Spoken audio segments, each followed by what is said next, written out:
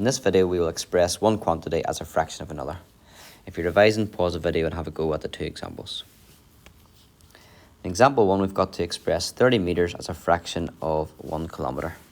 Well, 1 kilometre, we should put in the same units as metres. So 1 kilometre is 1,000 metres. So 30 metres out of 1,000 metres. That's how we write 30 metres as a fraction of 1,000 metres. 30 over 1,000, or simplifying that to 300ths. And that means that 30 metres is 300ths of a kilometre. Example 2, Ed has 4 hours of spare time and he plays football for 45 minutes. What fraction of his spare time does he spend playing football? We can either change everything into hours or everything into minutes. I think we'd probably prefer changing it into minutes. So Ed has got 4 hours of spare time. 4 60s, that's 240 minutes of spare time. What fraction of his spare time does he spend playing football?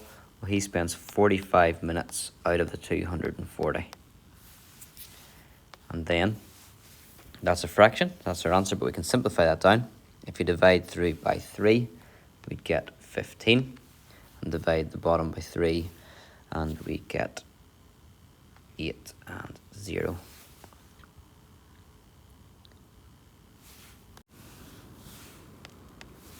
We can then divide 3 by 5 as well. So divide the numerator by 5 and we get 3. And divide the denominator by 5 and we get 1 and 6. 3/16.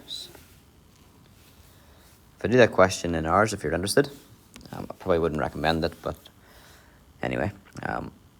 4 hours, that's the total amount of time he has spare. And then 45 minutes of that would be 3/4 of an hour. So 3/4 of 4 he spends.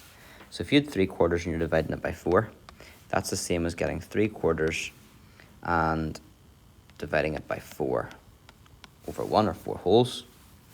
So we should think of that as 3/4 multiplied by 1/4, which gives you 3/16.